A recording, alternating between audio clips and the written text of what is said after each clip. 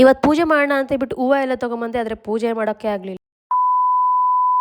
Hi, welcome back to my mini vlog. ಇವತ್ತು ಅಷ್ಟೇ ತುಂಬಾ ಬೇಗ ಎದ್ದು ಚಿಕ್ಕದಾಗಿ ರಂಗೋಲಿ ಬಿಟ್ಟೆ. ಇವತ್ತು ಗುರುವಾರ ಆಗಿರೋದ್ರಿಂದ ಸ್ವಲ್ಪ ಬೇಗ ಎದ್ಬಿಟ್ಟು ಮನೆ ಕೆಲಸ ಎಲ್ಲ ಬೇಗ ಬೇಗ ಮುಗಿಸ್ಕೊಳ್ಳೋಣ, ಯಾಕಂದರೆ ಇವತ್ತು ವಾರ ಮಾಡೋಣ ಅಂತ ಹೇಳ್ಬಿಟ್ಟು ಮನೆ ಕೆಲಸ ಎಲ್ಲ ಮುಗಿಸ್ಕೊತಿದ್ದೆ. ಹಂಗೇ ಸ್ವಲ್ಪ ಲೈಟಾಗಿ ಬಿಸಿನೀರು ಕುಡಿತೀನಿ ನಾನು ಡೈಲಿ ಸ್ವಲ್ಪ. ಸೊ ಹೊಟ್ಟೆ ನೋವು ಬರ್ತಾ ಇರುತ್ತೆ. ಸೊ ಹಂಗಾಗಿ ಮಾರ್ನಿಂಗ್ ಎದ್ದಿದ ತಕ್ಷಣ ನಾನು ಲೈಟಾಗಿ ಬಿಸಿನೀರು ಕುಡಿತೀನಿ. ನಾಷ್ಟಕ್ಕೆ ಖಾರ ಪೊಂಗಲ್ ಮಾಡೋಣ ಅಂತ ಹೇಳ್ಬಿಟ್ಟು ಕುಕ್ಕರೆಲ್ಲ ಎತ್ತಿಡ್ಕೋತಾ ಇದ್ದೆ. ಚಿಕ್ಕದಾಗಿ ಬೇಳೆ ಬರುತ್ತಲ್ಲ, ಅದ್ರ ಹೆಸರು ಬೇಳೆ ಯಾವ ಬೇಳೆ ಅಂತ ಗೊತ್ತಾಗ್ತಿಲ್ಲ.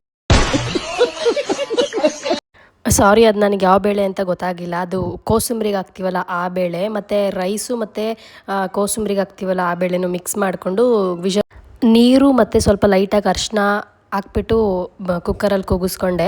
ನನಗೆ ಬೇಳೆಲಿ ಕನ್ಫ್ಯೂಸ್ ಆಗುತ್ತೆ, ತೊಗರಿಬೇಳೆ, ಕಡಲೆಬೇಳೆ, ಸಾಂಬಾರು ಬೇಳೆ ಅದೆಲ್ಲ ಕನ್ಫ್ಯೂಸ್ ಆಗುತ್ತೆ. ನೋಡಿದ್ರೆ ಕಂಡುಹಿಡಿತೀನಿ, ಬಟ್ ಯಾವುದು ಬೇಳೆ ಅಂತ ಹೇಳೋಕ್ಕೆ ನನಗೆ ಈಗಲೂ ಬರಲ್ಲ. ಏನು ಅರ್ಥವೇ ಆಗ್ತಿಲ್ವೇ ಈ ಕೇಸು? ಎಳೆ ಮಗು ಆಗಿದ್ದಿದ್ರೆ ಓಕೆ, ಏನಿದು ಏನೋ ಗೊತ್ತಾಗ್ತಿಲ್ಲ.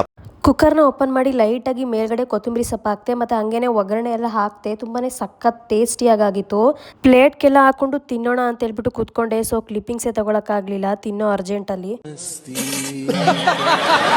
ಆಮೇಲೆ ಮನೆ ಕಸ ಎಲ್ಲ ಗುಡಿಸ್ಕೊಂಡೆ, ಮತ್ತೆ ನೆಲನೂ ಒರೆಸ್ಕೊಂಡೆ, ಯಾಕಂದರೆ ಬೇಗ ಸ್ನಾನಕ್ಕೆ ಹೋಗೋಣ ಪೂಜೆ ಮಾಡಬೇಕು ಅಂತ ಹೇಳ್ಬಿಟ್ಟು. ಇದು ನಮ್ಮ ಮನೆ ಕೆಳಗಡೆ ಇರೋ ಗಿಡ ಯಾವಾಗಲೂ ಮೇಲ್ಗಡೆನೇ ಬಿಡುತ್ತೆ ದಾಳಿಸ್ಬಳ್ದು, ಕೆಳಗಡೆ ಕಿತ್ಕೊಳ್ಳೋಣ ಅಂತಂದ್ರೆ ಕೈಗೆ ಸಿಗಲ್ಲ. ಇದು ನಾನು ಬೇರೆ ಕುಳ್ಳುಕಿದ್ದೀನಿ. ಎಲ್ಲರೂ ನನ್ನನ್ನು ಕೊಳ್ಳಿ ಕೊಳ್ಳಿ ಅಂತ ಚುಡಾಯಿಸ್ತಾರೆ.